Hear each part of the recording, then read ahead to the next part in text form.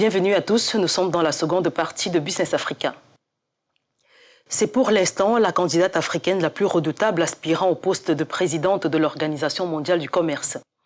La Nigériane Ngozi Okonjo-Iweala a officiellement reçu cette semaine le soutien du Bénin qui a lui retiré la candidature d'Éloi Laourou. Éloi Laourou n'est plus candidat à la succession du Brésilien Roberto Azevedo à la direction générale de l'Organisation mondiale du commerce. Le candidat du Bénin s'est retiré. Il soutient désormais la Nigériane Ngozi Okonjo-Iweala, ancienne directrice générale de la Banque mondiale et spécialiste de la dette publique connue pour son action contre la corruption. Il ne reste désormais plus que 3 Africains à briguer pour le moment le mandat pour la direction de l'organisation. Dans les starting blocks, la Kenyane Amina Mohamed et la Nigériane Ngozi Okonjo-Iweala, toutes les deux anciennes ministres du commerce pour la première et des finances pour la seconde. L'autre challenger est une personnalité issue de l'institution, le Suisse-égyptien Hamid Mamdou, ex-directeur de la division du commerce des services de l'OMC. Un profil venu du continent aurait toute son utilité pour donner un nouveau souffle à l'OMC, notamment parce que l'Afrique n'est pas pleinement partie prenante de la guerre commerciale qui oppose les États-Unis et la Chine. L'Afrique pourra-t-elle se mettre d'accord sur un candidat unique? Les candidatures sont ouvertes jusqu'au 8 juillet et le nouveau directeur entrera en fonction en septembre. C'est pour réduire son déficit énergétique que l'Afrique du Sud a remis à jour son idée de programme nucléaire civil.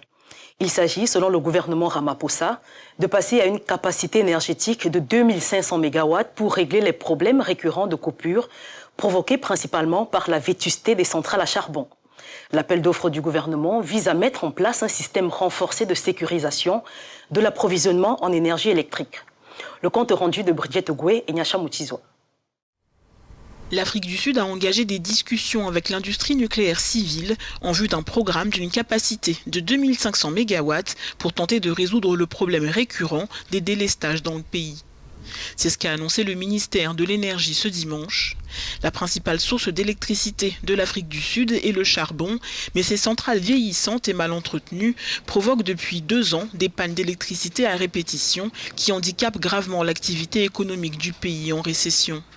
C'est dans ce contexte que le gouvernement a décidé d'obtenir des informations sur le coût et la durabilité d'un programme nucléaire d'une capacité de 2500 MW.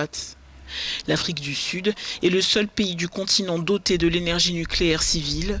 Ces 2 réacteurs de la centrale de Koberg, en service depuis plus de 30 ans, produisent 1860 MW, soit 4% de l'énergie totale du pays. Lorsqu'il était président, Jacob Zuma avait lancé un projet pharaonique de 6 à 8 nouveaux réacteurs d'une capacité totale de 9600 MW, mais son prix, estimé supérieur à 52 milliards d'euros, avait fait polémique. Plusieurs pays, dont la Russie, la Corée du Sud et les États-Unis, s'étaient à l'époque mis sur les rangs. C'est ici que s'achève ce numéro de Business Africa. Merci d'avoir été des nôtres.